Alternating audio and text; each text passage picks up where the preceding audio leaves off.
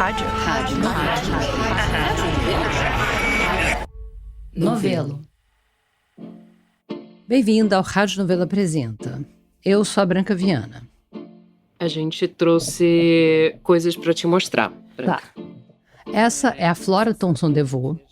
E o que ela queria me mostrar era alguma coisa que ela e a Paula Scarpim tinham comprado na Praça 15, que é uma feira de antiguidades do Rio, que elas frequentam há anos. Às vezes a gente gosta de ter uma missão. Tipo, a gente tá precisando muito de chaveiro. Muito. Então a gente tem essas missões, mas a gente gosta muito de ser surpreendida. E nesse dia, a gente mal chegou na Praça 15. Era a parte de trás, na verdade. Era o lado B da Feira da Praça 15, que tem uma praça que é toda oficial, com as barraquinhas, e tem uma parte que é coisa jogada no chão, assim, freestyle. E a gente chegou por trás. Essa é o que tem as melhores coisas, na verdade, as coisas mais surpreendentes. Eu não discrimino. Sim, mas é aleatoriedade. Aleatoriedade, isso é forte. E a gente bateu o olho, eu não lembro mais qual deles foi, mas vamos começar com esse. Aí eu gostaria de pedir que você descrevesse, Branca. Você consegue ler? Veja como eu padeço. Você não se lembra de mim. Era um cartão, tipo um cartão de aniversário, com essa mensagem escrita em letras psicodélicas e o desenho de uma carinha triste com uma lágrima, com uma pegada meio Ziraldo. Exato. Como que você se sentiria recebendo um cartão desse? Eu ia ficar com raiva, vai tomar banho, como assim? Eu, hein? Provavelmente eu já terminei com essa pessoa e a pessoa tá querendo fazer chantagem, me encher a paciência. Aí Dentro estava escrito assim: e eu não te esqueço. Ou seja, você não se lembra de mim e eu não te esqueço. Francamente. E aí dentro ainda tem um diploma de amor eterno. Que veio com o cartão, inclusive, Que veio com o provavelmente, porque é só isso. Não sei. Tem a assinatura da pessoa? É. Sou a sua perereca. Perereca entre aspas. Entre aspas. Você teria resistido a esse cartão na Praça 15? Completamente, eu acho que eu teria denunciado esse cartão.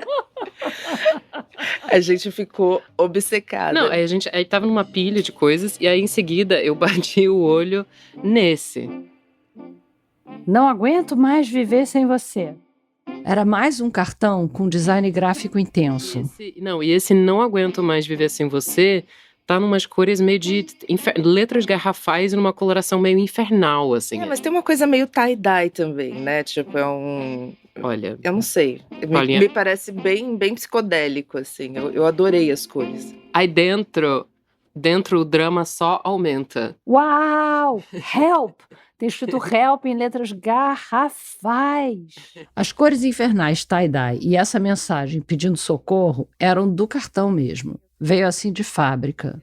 Mas tinha um recadinho dentro. Eu vou ler aqui pra você, que eu acho que vai ser difícil de ler pelo... A letra é escrita à mão, né? A pessoa escreveu à mão. Sim, É escrita à mão. Dentro da letra L imensa de help. Que é assim: ia lhe mandar uma carta linda, na hora faltou coragem. Beijos, amo você, perereca. E a mesma pessoa? É a mesma pessoa. Gente do céu. O terceiro cartão que elas queriam me mostrar parecia mais normal. Tinha um coração grande com a mensagem escrita de mim pra você. E aí dentro Eita! tá escrito, isso é do cartão, isso não é... A gente levou um susto, mas isso é do cartão. Eu também levei um susto, porque dentro tinha uma mensagem repetida cobrindo cada centímetro do cartão. Eu te I love you, eu te amo, eu te amo, eu te amo, eu te amo, eu te amo, te quero. Eu te amo, I love you, te quero, eu te amo, eu te amo. Só várias vezes repetidas, uma coisa meio The Shining. Deu pra perceber que eu tava achando esses recadinhos mais creepy que românticos, né? Mas esse tanto de eu te amo, salpicados de eu te amo em outras línguas, isso também já tinha sido impresso no cartão. Não foi obra da remetente. Aí atrás, aí sim tinha um recadinho da perereca, escrito à mão e com data. 8 de novembro de 1972. Querido, minha vida. Achei este cartão muito sugestivo. Talvez o faça lembrar alguém que não se cansa de lhe dizer a todo momento que o ama. Isso é para você não perder o hábito. que eu amo não é novidade, mas sempre é bom lembrar. Não é novidade nem pra gente em 2026, não é novidade, não. Não é novidade, a gente já tá sabendo que perereca. Já lhe mandei um cartão. Não repare, pois os meus cartões são escritos onde estou no momento. Amor, não estou pedindo pra vir por egoísmo. Fique quanto puder. Está fazendo o tratamento? Como a saudade maltrata, né? Ainda me ama? Amo você, adoro você. Beijos pesados de tantas saudades. Sua com amor, perereca. Gente, tadinha dela. Aí a gente tava lá na Praça 15 e a gente ficou obcecado. E tinha mais cartas da perereca. E uma hora a Paulinha me mandou parar. Tinha mais? Tinha tipo muito. Uma caixa inteira, assim? Ai, eu amo isso aqui. Esse é um desenho. É um fantasminha. Escrito eu. Sim. É um É um fantasminha de mãos pra cima, assim, um sorrisinho bonitinho, fantasminha. Tá escrito eu, um ponto de exclamação e um coraçãozinho. Esse bicho sou eu, a gamada. Oh, meu Deus. Agora eu tô com dó, eu fui malvada com a perereca, agora eu tô com dó dela, ela tá bem mal. Esteve mal em 72. Pelo jeito ele não tá deixando de voltar porque ele tá fazendo um tratamento, ele não quer voltar, né? Pelo pouco que a gente tá vendo, ele não quer voltar, ela tá pedindo pra ele voltar, pedindo pra ele voltar, pedindo pra ele voltar, e ele não quer voltar e ela tá insistindo, né? E pelo jeito ele guardou as cartas todas, né? É, porque elas foram parar na Praça 15, acho Tudo que a gente junto. comprou isso em 2024, talvez, assim, então... Essas ficou cartas muito vieram da tempo. casa dele. E a gente trouxe isso aqui, esses cartões, enfim, a gente comprou já deve ter uns 2 anos, né? Eles moram numa prateleirinha aqui atrás do computador da Paulinha e a gente não sabe o que fazer com essa... Porque o que você faz com cartas de amor alheias? Eu acho que o que a gente ficou meio fascinada é com o desespero, o apelo e uma beleza nesse jeito de escrever, não sei. Um transbordamento. É. Acho que todo mundo já teve uma situação de estar tão apaixonada que só escrevia uma coisa repetida, assim. Quem nunca viveu isso, na verdade, aguarde, amigo. Vem por aí. Vem por aí, aguarde sua vez, querido, querida. Você vai ter pelo menos uma dessas na vida. E, aliás, espero que você tenha mais de uma. Mas pelo menos uma você vai ter, de fazer uma loucurinha dessas e espero que a sua não vá parar na Praça 15. Espero que alguém queime a sua. No episódio dessa semana, a gente tem mais 2 histórias de bilhetes de amor que, por um motivo ou outro, escaparam da fogueira e foram lidos muito tempo depois. Quando a gente voltar do intervalo, quem conta a primeira história é a Maíra Valejo.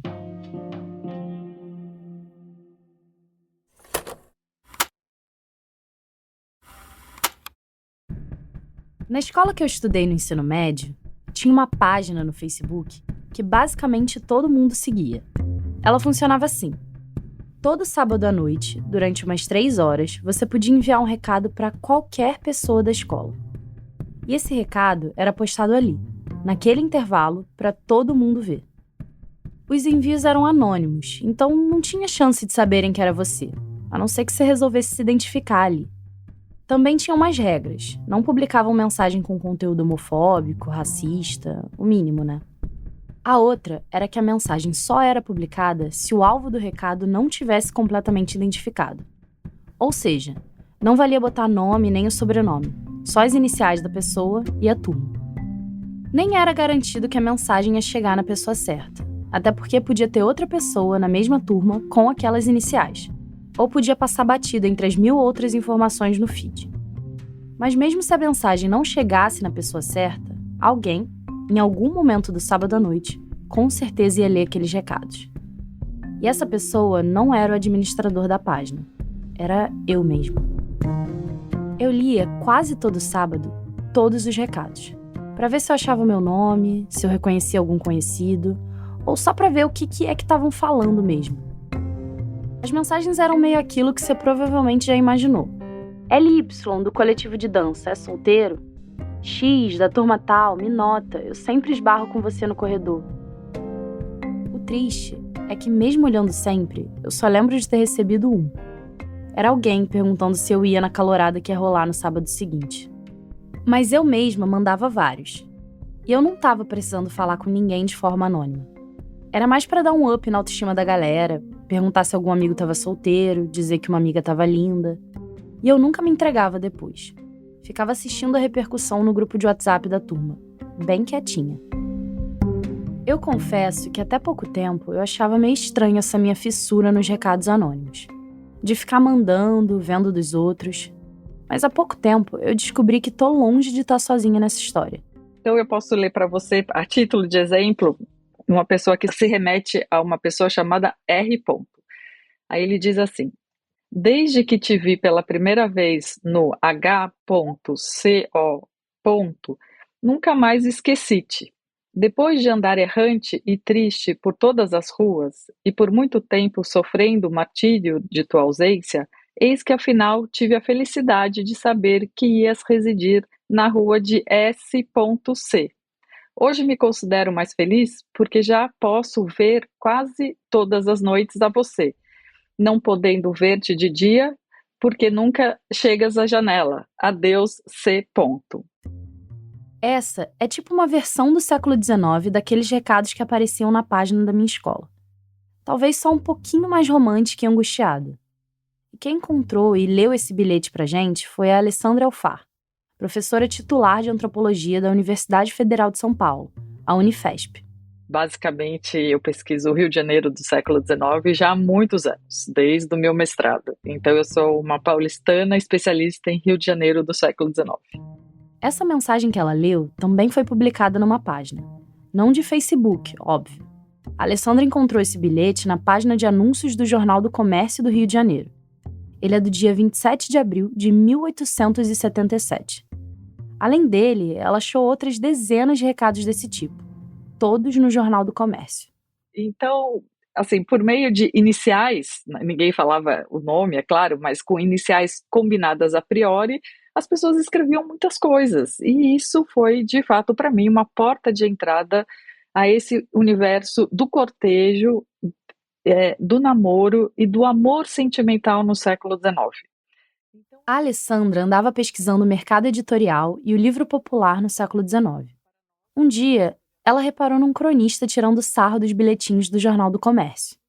Ela foi atrás e ficou tão intrigada que resolveu fazer uma etnografia desses recados secretos. Esses bilhetes eles eram publicados numa seção específica, que era a seção de anúncios. Então era fácil, você corria um pouco as páginas do jornal e ia para a seção de anúncios e via lá, desde anúncio de ama de leite, de cosméticos, até essas pequenas notas que falavam sobre a vida afetiva das pessoas. Ali na quarta página do Jornal do Comércio, no dia 15 de julho de 1879, P.B. escreveu um recado para S. Ele dizia assim: fiz-lhe alguns sinais e pareceu-me serem correspondidos. Pôs-me em dúvida a distância que nos separava. Estava vestida de preto, sobressaindo-lhe os ombros uma certa alvura, que lhe dava todo o brilho. Indique-me o meio de conduzir as cartas à sua presença. Aceite uma terna saudade do aspirante ao seu amor. Sinto muitas saudades de ontem para hoje. Em 20 de fevereiro de 1870, entre um anúncio de fantasias de carnaval e a propaganda de uma casa de empréstimo, tinha alguém que se identificava como L. mandando um recado para J. para eles se encontrarem naquele dia às 5 horas na janela, sem mais detalhes. Tinha também umas mensagens chateadas quando o encontro não rolava, tipo essa aqui, de 21 de agosto de 1877, que Z. escreveu para S. Não pude ontem ir ver-te, estou por isso tristíssimo e com muitas saudades. Então, veja que interessante. Era pelas páginas de um jornal, onde toda a população letrada poderia ter acesso ou poderia ler, que você comunicava ao outro os seus sentimentos mais íntimos e tentava marcar com o outro um encontro em algum lugar da cidade, em algum horário. Agora, o que é irônico é que o Jornal do Comércio é o jornal mais careta, né, do período, é o jornal que dava as notícias do comércio, da chegada das fragatas, dos preços, das notícias do governo, né? Então, e ali, nas últimas páginas, toda uma conversa relacionada ao universo do amor, né? Era meio que um mural público da cidade, pelo menos para parte dela que podia comprar e ler aquele jornal. E na década de 1870, o analfabetismo estava na casa dos 80%. Mas ainda era muita gente que podia ler aqueles recados, que eram, ao mesmo tempo, íntimos e escancarados. Se a gente pensa, tudo que nós queremos num relacionamento afetivo é algum tipo de privacidade na troca dos diálogos. Mas esses bilhetes publicados num dos jornais mais importantes da cidade nos mostra como funcionava a ordem patriarcal familiar no Brasil. O poder de escolha dos filhos da elite, principalmente de uma mulher, era quase zero. Na maioria das vezes, quem decidia era o pai. Então, não era para os filhos saírem namorando e flertando por aí. Mas a gente sabe que não é assim que a banda toca. Se há proibição, vai haver as maneiras de burlar a proibição. E o que gerou tudo isso? Gerou uma sociedade marcada por códigos secretos de amor. Então, o Rio de Janeiro, o cotidiano do Rio de Janeiro era um vai e vem de inúmeras linguagens secretas.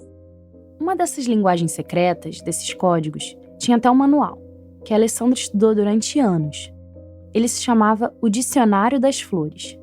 Era um pequeno dicionário amoroso, onde cada flor tinha um significado amoroso. Então, por exemplo, uma cássia seria sonhei contigo.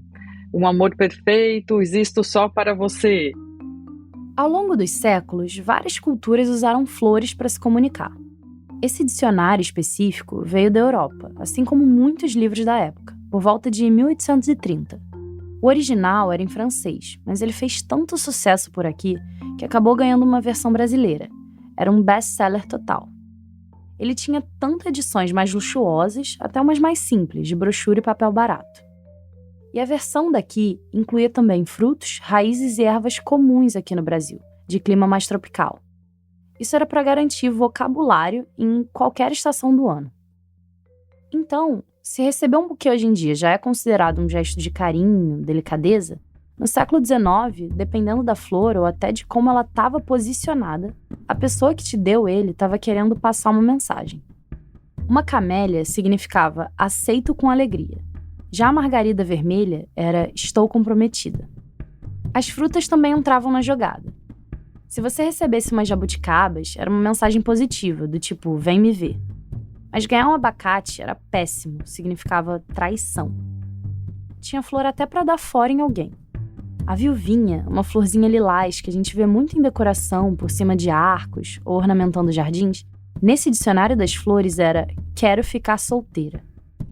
Se a linguagem das flores era uma das mais populares, havia também a linguagem dos leques, havia a linguagem das bengalas, havia a linguagem das pedras, das cores. Então, tudo poderia ser uma mensagem secreta enviada de uma pessoa para outra. E quando a Alessandra diz tudo, ela não está exagerando. Andar nas ruas do Rio podia virar uma caça aos sinais, uma pegada meio teoria da conspiração. Tinha que ficar atento. Qualquer gesto podia ser uma mensagem. É quase como um universo paralelo de comunicação. Quando a mulher chegava com o leque fechado na boca, estava dizendo pro cara ter mais cuidado. Estava rolando uma vigia ali. Agora, se um rapaz limpasse o rosto com um lenço branco, não era necessariamente porque ele estava suando de calor no meio do Rio de Janeiro.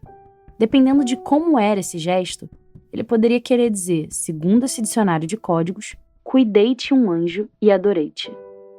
Mas se já tivesse rolado um contato e ele deixasse cair o lenço no chão, ele devia estar cobrando a promessa feita pela moça. E acenar com o lenço branco vinha com uma angústia junto.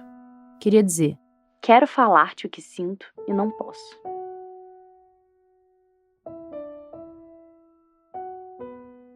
Mas, no meio de tantos códigos, tantas possibilidades, os bilhetes acabavam, no fim, sendo o jeito mais direto de falar. Então, eles são isso, eles são um registro deixado no tempo para nós, historiadores, leitores da atualidade, poder ter acesso aos sentimentos, às emoções, às frustrações, às alegrias. Esses bilhetes, eles transparecem essa história, é um capítulo da nossa história da vida privada no século XIX. Por causa dessas restrições todas na sociabilidade, namoro nessa época era meio que nem aquela música do Seu Jorge. Tô namorando aquela mina, mas não sei se ela me namora. Você podia desconfiar que alguém tava afim, mas não dava pra perguntar tão diretamente. Eu fiquei na dúvida de como exatamente acontecia essa escrita. As pessoas iam na sede do jornal para deixar esses recados. Como é que era?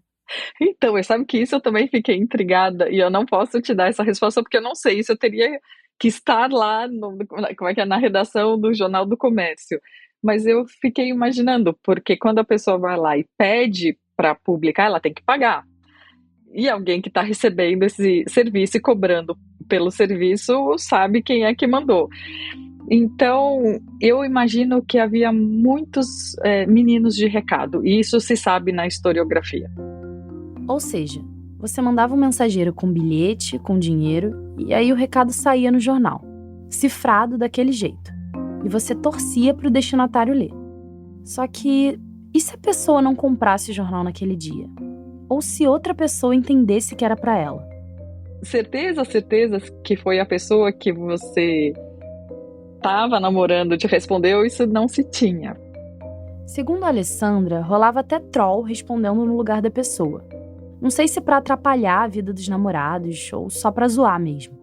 A pessoa lia uma mensagem enviada no Jornal do Comércio e de brincadeira ia até a redação e pagava um anúncio ela mesma respondendo. Então você tinha Caramba!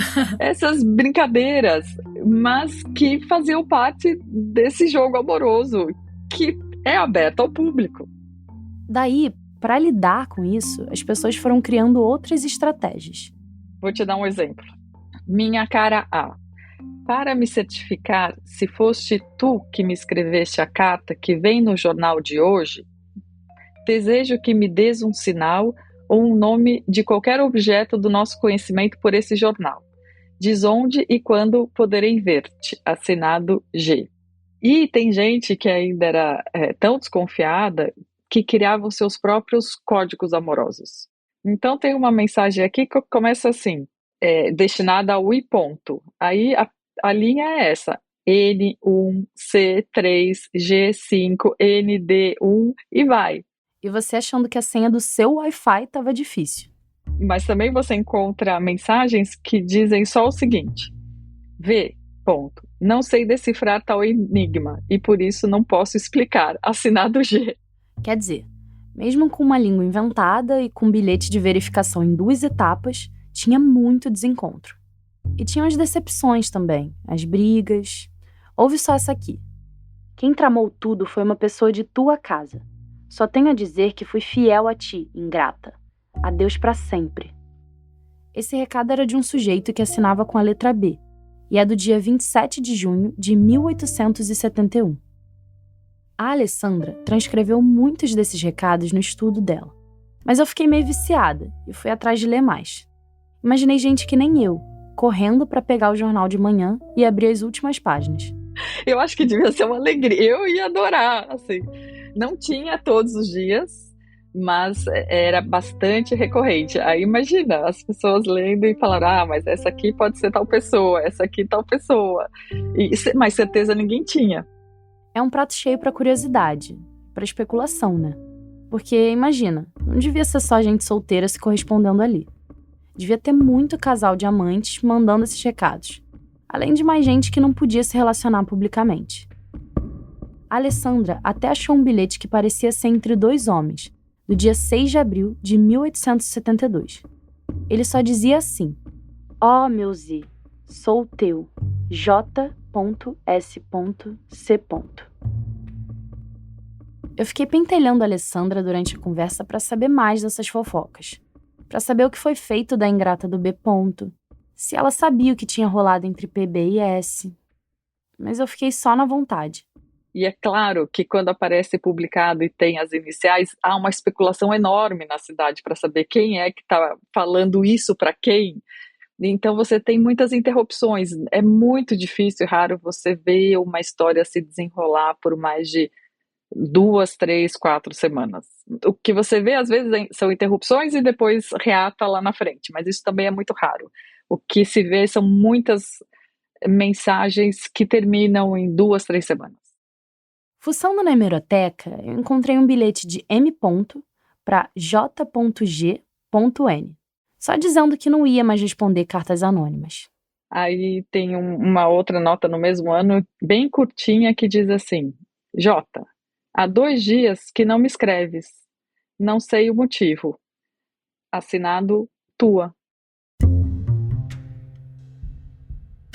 Hoje, acho que principalmente os jovens estão acostumados com as redes sociais, com as mídias. Você quer se comunicar com alguém, enviar uma mensagem, mandar um recado, é algo de segundos.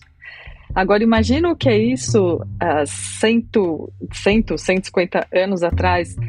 Assim, a angústia que era você não poder nem chegar perto e não ter um meio de se comunicar com aquela pessoa que conquistou o seu coração. Eu fiquei angustiada só de imaginar essa espera de dias, semanas, até meses para ter uma resposta. Para talvez nem vir nada no final.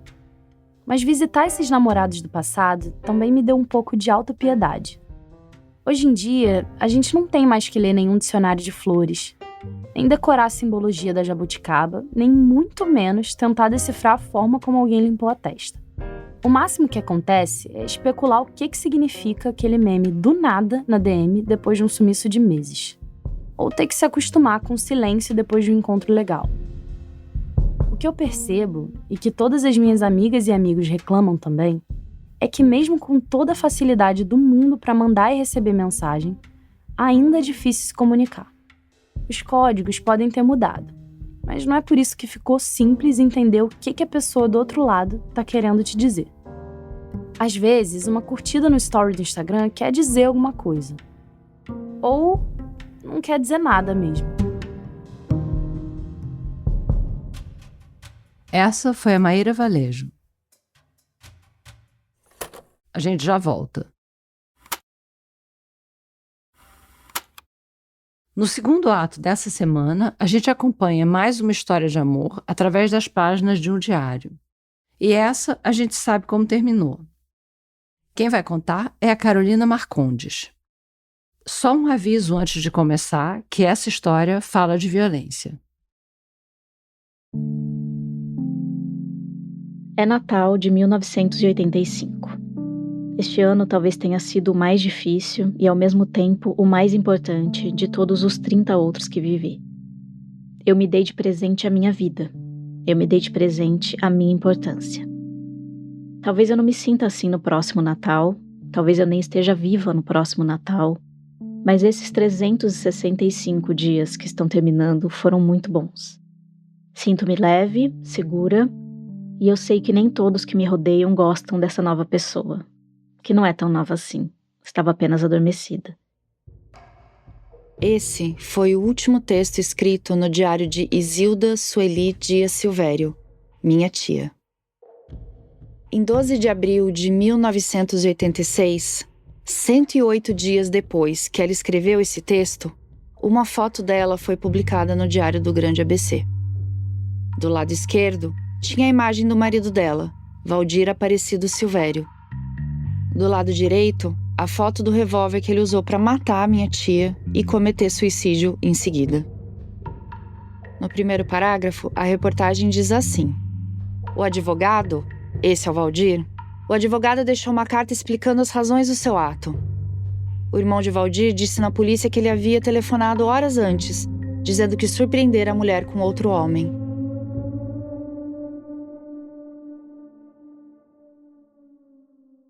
A tia Isilda foi a primeira de 3 filhos. Depois dela, veio o Marco Antônio, o meu pai, e depois veio a Daisy. Durante anos, a tia Isilda escreveu diários, e eles ficaram guardados com o filho mais novo dela, o Carlos Eduardo. Em 2018, o Cacá, como a mãe dele chamava, me emprestou os cadernos da Isilda para eu conhecer melhor a história dela. E desde então, eu tenho tentado reconstruir o que aconteceu com ela naquele casamento. Se tinha alguma pista ali apontando para o que ia acontecer. Se dava para ter feito alguma coisa ou se ela percebia o que podia acontecer. 29 de junho de 1973. Uma garota, eu, sem objetivos para viver, estava trabalhando quando em seu local de trabalho entrou um rapaz. Não gostei da pasta que carregava, não gostei da roupa que vestia, não gostei do modo de pentear o cabelo, não gostei de vê-lo com os fios da barba aparecendo, mas gostei de seus olhos, seu jeito de falar, e reparei até numa pintinha que ele traz na face esquerda. E naquele aperto de mão, que foi correspondido, naquele olhar, senti que provavelmente algo mudaria em minha vida. A Isilda só foi escrever sobre o Valdir nos diários 2 anos depois desse primeiro encontro. Mas eles começaram a namorar logo depois de se conhecer. E esse namoro foi uma revolução na vida da minha tia. Ela sempre foi muito estudiosa e concentrada no trabalho. Ela trabalhou a vida toda em uma empresa de tratores canadenses, onde ela começou como secretária. Então abrir espaço para um namorado foi uma mudança enorme, e era a primeira vez que ela estava fazendo isso. Além disso, o meu pai contou que a minha tia sempre se achou feia. E ela mesma diz nos diários que se sentia assim. Ela era bem magrinha e achava a irmã dela, a Daisy, mais atraente. Meu avô também era um cara muito ciumento, não deixava nem ela usar vestido. Então ela não acreditava muito que alguém um dia fosse se apaixonar, querer casar, formar uma família com ela. Nos diários, ela diz que o relacionamento com Valdir era bom porque percebia que, abre aspas, alguém sentia a necessidade dela. Eu precisava superar uma série de coisas e por ele se interessar por mim, eu sentia que muito em breve eu superaria. Essa sensação que ela tinha de que ela estava no caminho certo, isso ficou ainda mais forte uns meses depois. Em novembro daquele ano, o pai dela ficou doente. O Valdir foi junto com ela para o hospital. O pai pareceu aprovar o candidato a genro. Ele disse que a Isilda merecia ser feliz e que o Valdir devia cuidar dela. Mas uns dias depois, o pai dela morreu. E ela escreveu assim no diário. Quando eu telefonei para ele avisando-o, ele simplesmente largou tudo o que estava fazendo e veio ao meu encontro. Sempre que eu entrava em depressão, ele me lembrava que papai confiava muito em mim e que eu não podia desapontá-lo. 9 meses depois que eles se conheceram, a Isilda escreveu que o inevitável tinha acontecido. Março de 1974. Eu me entreguei a ele. Embora não acreditasse muito no amor dele por mim, acreditava no meu por ele e sempre fui da opinião de que quando a gente ama, tem que deixar a razão um pouco de lado e agir mais com o coração. Não me importava saber se ele se casaria ou não comigo. Me importava que ele era a coisa mais maravilhosa que já acontecera em minha vida. A Isilda escreveu no diário que ela sabia do risco de engravidar, mas ela nem se importava. No mesmo ano, ela começou a falar sobre um possível casamento com Valdir. Os dois tinham 20 anos na época. Já disse que eu não exigia nada dele. Creio que nunca o forcei a tomar nenhuma decisão. Mas intimamente, eu sempre desejei o casamento com ele. Não precisava ser de papel passado, juiz de paz, testemunha, etc. Precisava ser ele. Eu precisava que ele estivesse comigo para o resto da vida. Nos diários, ela conta que eles já vinham pensando em morar juntos e resolveram marcar uma data para o casamento, para concretizar esse plano. E aí, eles descobriram a gravidez. Em 6 de março de 1975, eles se casaram e foram morar juntos. Eles celebraram o casamento na casa da minha família. Ela não se vestiu de noiva. Os dois tinham saído juntos para comprar aliança no centro de São Paulo naquele dia mesmo. E aproveitaram também para comprar as passagens para a lua de mel no Rio de Janeiro. O Daniel, o primeiro filho deles, nasceu em setembro daquele ano. Ele se parece muito com o pai. Essa é a principal prova que consegui dar a ele de que a criança é filha dele. De que eu sou, fui e serei só dele. Ele não acredita, mas eu não imagino qual seja o tipo de prova que ele quer que eu dê. Acho que eu já lhe dei todas as provas que uma mulher pode dar. Essa é a primeira vez que o ciúme do Valdir aparece no diário. Esse tema de desconfiança começa a aparecer depois do nascimento do Daniel, mas ainda de forma bem pontual. A Isilda escrevia sobre as guerras que estavam acontecendo no mundo, dizia que estava preocupada com a miséria. Ela comemorava sempre que o filho estava crescendo e comemorava o casamento também. Nosso relacionamento é quase perfeito. Existem algumas falhas de ambas as partes, mas aos poucos vamos sabendo superar. Acredito sinceramente que emocionalmente estou atravessando uma de minhas melhores fases. Sinto-me muito bem. Sinto-me realizada. Depois de uns meses totalmente dedicada ao neném e à casa, a Isilda voltou a trabalhar. E a partir deste momento, o diário dela vira um relato da montanha-russa que o casamento virou. Quando estava tudo em paz com o marido, a Isilda se preocupava muito com o mundo em que o Daniel estava crescendo. Hoje ele me pediu uma irmãzinha. Eu disse que ia pensar. Agora, cá entre nós, eu continuo tendo medo de pôr outro filho neste mundo, que está a cada dia mais feio e cruel. Além da preocupação com o mundo, a Isilda tinha bastante coisa para se preocupar dentro de casa. Ela se sentia muito culpada por ter que voltar a trabalhar. E ela conta nos diários que ela se sente cobrada como esposa, como mãe, como profissional, como filha e como dona de casa. A rotina dela ficou muito mais pesada. E ela se sentia muito cobrada pelo Valdir. Ela sempre escrevia sobre o amor que ela sentia por ele, sobre como ela estava incentivando ele a viver uma vida melhor. Ela começou a pagar para ele uma faculdade de direito. E a minha família me contou que ele até se empenhava nos estudos. Você continua sendo o acontecimento mais importante em minha vida. Apesar das queixas que você sabe que tenho de você, do seu jeito de ser, não consigo deixar de amar você nem por um instante sequer. Esse trecho é de 1979, não tem uma data exata. Nessa época, algumas anotações que ela fazia no diário eram feitas assim, como cartas para o Valdir. Creio que nós estamos precisando conversar. Não pense que estou me queixando, mas acontece que ultimamente nós não temos conversado tanto quanto antes, e isso me faz muita falta. Na minha casa está sendo um pouco difícil, porque eu não tenho contado com a sua colaboração. E você sabe ao que me refiro. Ela escrevia que o Valdir largava as roupas jogadas pela casa, que ele não ajudava com as tarefas domésticas mais básicas. E pior, que ele perdia muita paciência com o Daniel e batia muito nele. A Isilda escreve no diário, como se estivesse falando com ele, que ela entende o cansaço que ele sente, porque ele estuda e trabalha ao mesmo tempo. Mas e você, reconhece que eu me canso? Veja bem, eu não estudo, mas além de trabalhar fora, o que eu trabalho na nossa casa, principalmente nos finais de semana, não é normal. Bem, deixa isso pra lá, senão você vai dizer que eu quero uma empregada. Não, agora não. Lendo os diários, às vezes eu achava que ela estava rascunhando uma conversa para ter com ele. Ou que ela pressentia que escrever ali era o único jeito de deixar aquilo registrado. Mas tem outra possibilidade também que foi me ocorrendo. Que o Valdir tinha acesso ao que estava sendo escrito ali. Que era um indício da falta de privacidade que a minha tia estava vivendo cada vez mais. Mas também parecia uma tentativa de travar um diálogo com o Valdir que ela não conseguia ter nas discussões. Como se ela usasse aquele espaço para comunicar o peso do que ela estava vivendo, para ver se ela encontrava alguma compreensão por parte dele. Meu amor é você, a minha vida é você.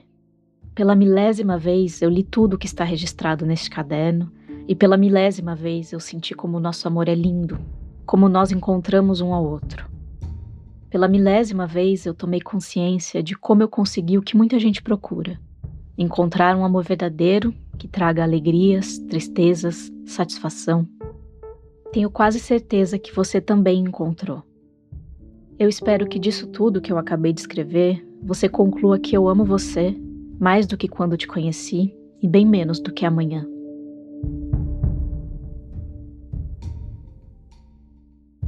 No final da década de 70, a minha tia já sabia que aquela dupla jornada de trabalho dela era injusta. Mas ela ainda não achava que aquilo era motivo de discussão de casal. A responsabilidade pela ordem da casa e dos filhos eram sempre da mãe. O Valdir começou a sair com frequência para jogar cartas com os amigos ou com os irmãos. E a Isilda começou a se sentir cada vez mais culpada por não passar tanto tempo com Daniel quanto ela gostaria. Palavras como tristeza e sofrido começam a aparecer com frequência nas páginas do caderno. Sabe, é muito complicado ser mãe. A gente sempre acha que está fazendo o melhor possível, mas de repente parece que está tudo errado. Tenho a impressão de que pedir desculpas não adianta. A minha vida não é fácil. Sei que você não tem culpa disso. Aliás, você não tem qualquer culpa. Aqui, nesse texto de novembro de 79, o você já não é mais o Valdir, é o Daniel. Quero lhe pedir desculpas. Pelas minhas broncas, pelos meus gritos, pela minha ausência. Se há uma coisa nesse mundo de que não me arrependo, é de ter trazido você para junto de nós. Em setembro de 81, quando o Daniel faz 6 anos, a Isilda escreveu uma outra carta para ele no diário. Dessa vez, ela escreve como se o autor fosse o Valdir, o pai dele. Parece uma tentativa de explicar para ela mesma que as atitudes agressivas do marido eram uma prova de amor. Eu não costumo pedir perdão, mas a você eu peço. Hoje, quando você já está com 6 anos, eu criei coragem para lhe pedir perdão. Pelos meus momentos de nervosismo com você. Por descarregar os meus problemas em você.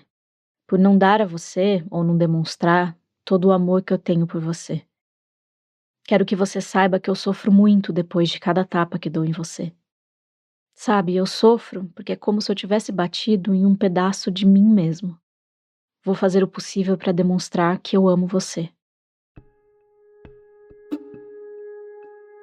Entre o Natal e o Ano Novo de 1979, a Isilda resolveu viajar para o Rio de Janeiro com o Daniel e a mãe dela. O Valdir ficou em casa, e o diário também.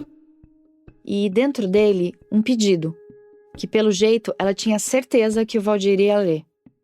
Ela pedia para ele entender que ela precisa descansar. Não de você, mas da vida que tenho levado, que não é fácil. Nada fácil. Eu não sei se ela chegou a falar isso para ele em voz alta. Quando ela voltou para Santo André, já com saudade do marido, a realidade era, nas palavras dela, triste. E aí ela escreve um desabafo longo, um desabafo que me soou comum quando eu li, que poderia ter sido escrito por muitas mulheres que eu já conheci.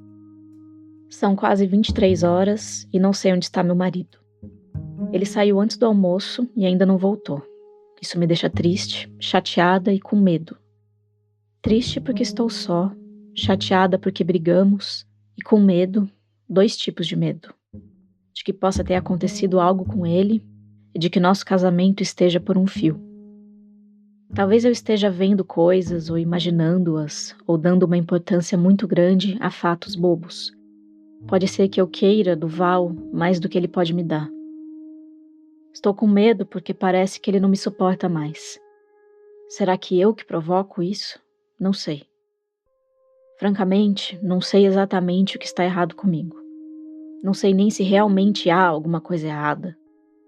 Eu sempre procurei ser tudo o que ele queria e dizia que precisava, mas agora tudo é uma grande incógnita.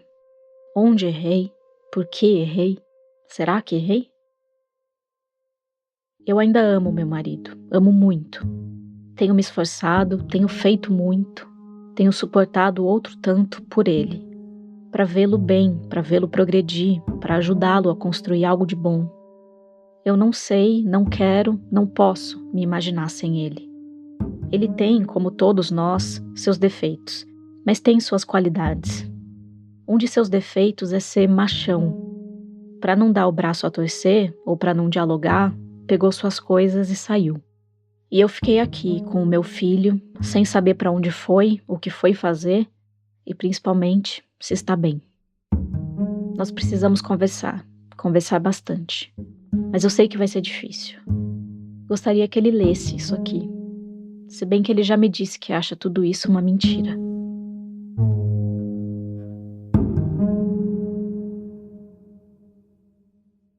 Foi no meio deste mar de dúvidas, de insegurança e de medo que a Isilda engravidou do segundo filho deles. O Valdir mudou muito desde que engravidei. Está mais carinhoso, comigo e com o Dani. Mais atencioso, mais amável, mais tudo. Aliás, nós 2 mudamos. Estamos mais maduros, mais crescidos, com uma situação mais sólida.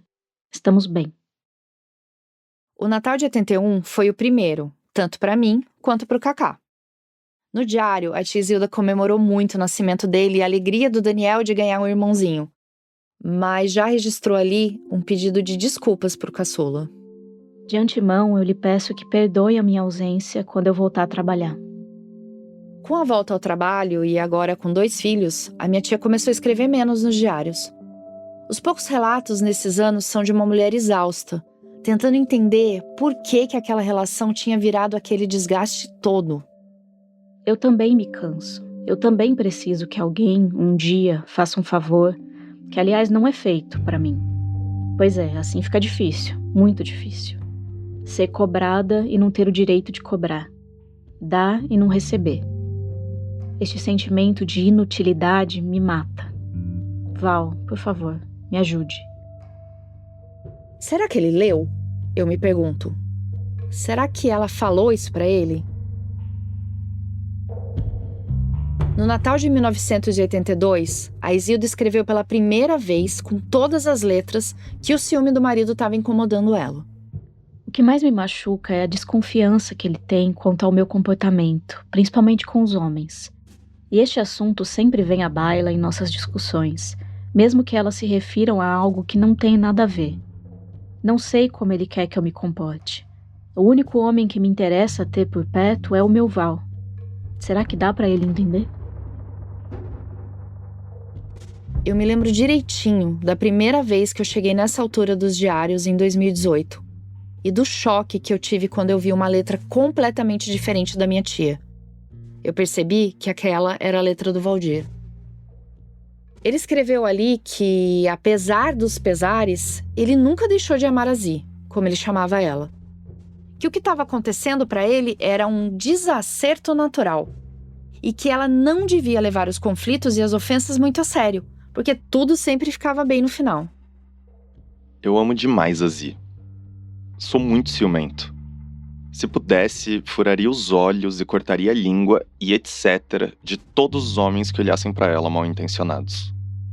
Se essa ciumeira toda é amor, putz, como eu a amo.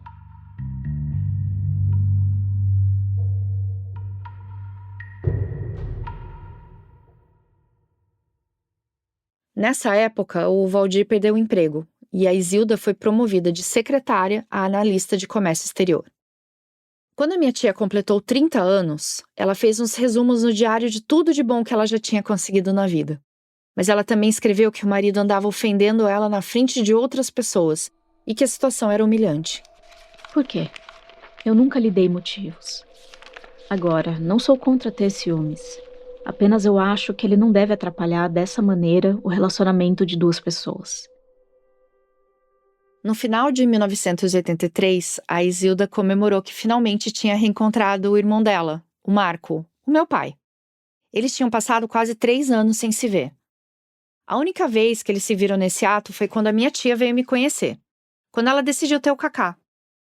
Ela estava vivendo esse relacionamento cada vez mais difícil e ainda por cima, ficando cada vez mais restrita ao núcleo familiar do Valdir e dos filhos, porque ela não estava falando com o resto da família.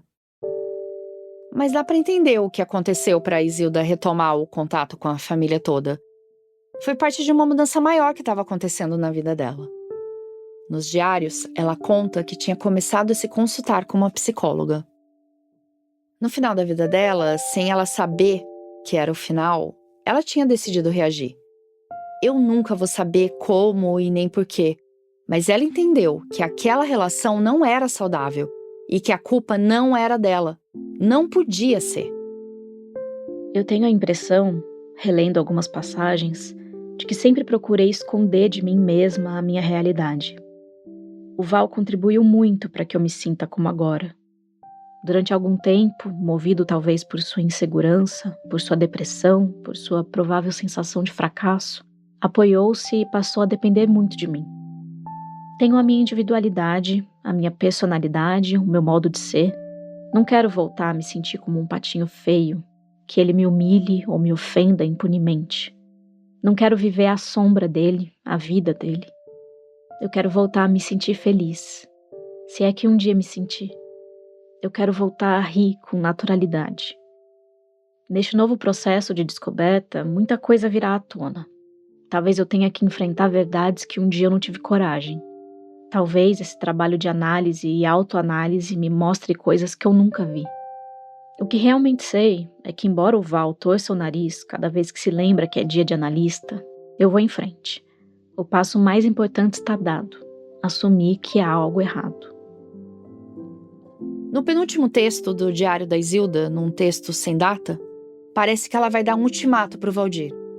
Ela diz que aquela Zi que ele conheceu não existe mais. Se você é importante para mim, eu sou mais. Não vou deixar de ajudar você, mas vou me ajudar primeiro. Porque eu amo você, mas amo mais a mim mesma. É dessa maneira que vejo as coisas agora. Primeiro eu. Primeiro o que eu quero, primeiro o que eu preciso, e depois todos os que contam comigo.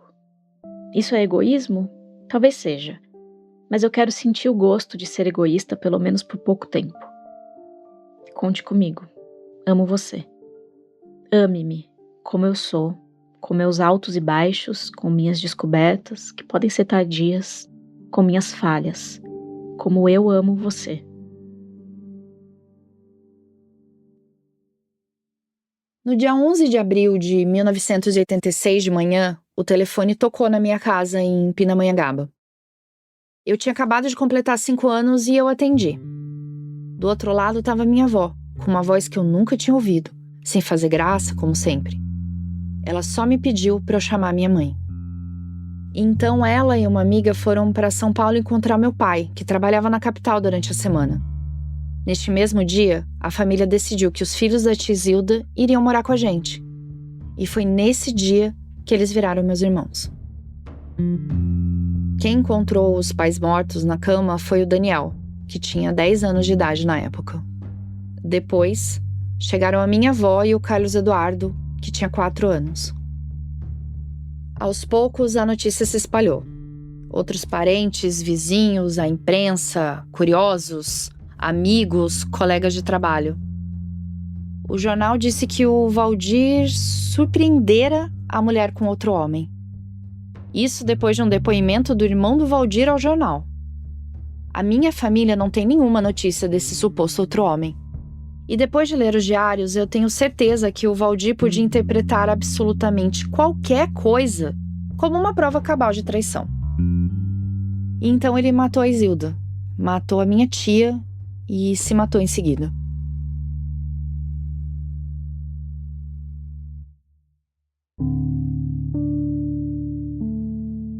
Eu tenho 45 anos hoje e com frequência eu penso que eu já vivi muito mais do que a minha tia, quase 15 anos a mais.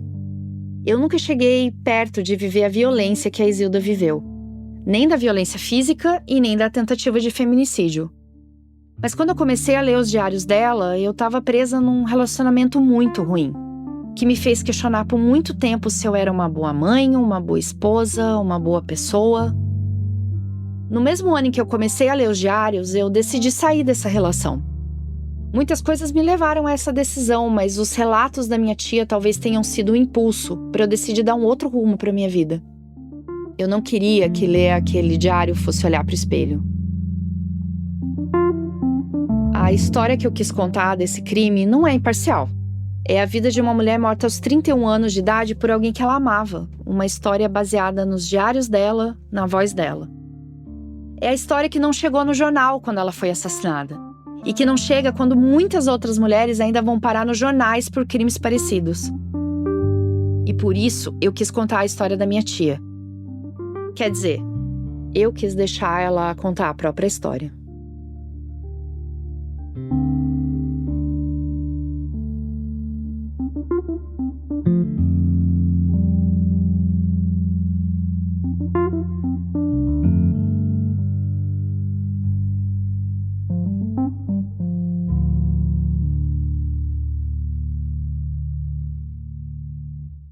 Essa foi a Carolina Marcondes.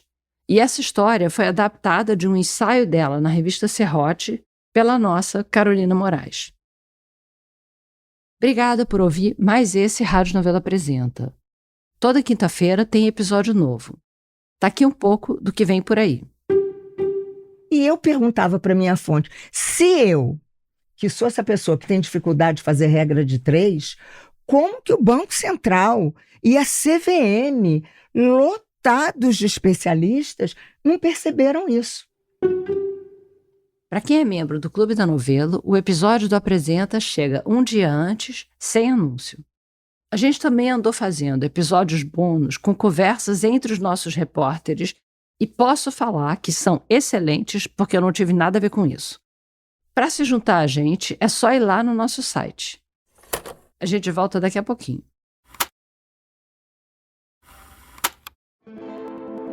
No post desse episódio no nosso site, dá para conferir todos os significados das flores e frutas naquele dicionário do século XIX para entender a verdadeira mensagem por trás do seu buquê de Dia dos Namorados.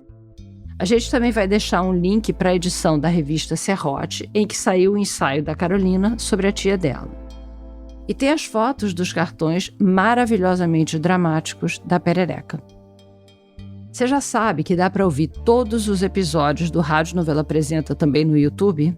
No nosso canal lá, a gente fez várias playlists de histórias curtas de até 30 minutos e também algumas playlists temáticas. Tem sobre futebol, música, política, lendas urbanas. Vem acompanhar a gente por lá e recomenda para os seus amigos que ainda não ouvem a gente. Para quem é de redes sociais, a gente está no @radionovelo no Instagram, no Twitter, no Threads, no Blue Sky e no TikTok. Para quem é de e-mail, dá para mandar críticas, elogios e sugestões de pauta para o e-mail apresenta@radionovelo.com.br. Se você tem uma marca ou cliente que tem tudo a ver com os nossos podcasts, você pode contratar o Estúdio Novelo para criar seu próprio podcast ou para anunciar nos intervalos dos nossos episódios. É só escrever para a gente em comercial@radionovelo.com.br. O Rádio Novelo Apresenta é um original da Rádio Novelo. A direção criativa é da Paula Scarpim e da Flora Thomson-Neveu. A direção executiva é da Marcela Casaca e a gerência de produto é da Bia Ribeiro e da Juliana Jäger. Nossos repórteres e roteiristas são o Vinícius Luiz, a Evelyn Argenta, a Bia Guimarães, a Bárbara Rubira, o Paulo Vitor Ribeiro, o Vitor Hugo Brandalize e a Carolina Moraes. A Maíra Valejo é nossa trainee de criação. A Ashley Calvo é nossa produtora. A checagem desse episódio foi feita pela Caroline Fará e pela Ethel Rudnitsky. Esse episódio teve desenho de som do Bauer Marim e da Bia Guimarães e a mixagem do Gabriel Pimentel. Nesse episódio, a gente usou música original de Pedro Nego e também da Blue Dot. O design das nossas peças é do Gustavo Nascimento. Nossos coordenadores de parceria são o Pedro Lopes e a Ellen Pimentel, a nossa analista administrativa e financeira é a Tainá Nogueira e o nosso analista de produto e audiência é o Vinícius Magalhães. Obrigada e até a semana que vem.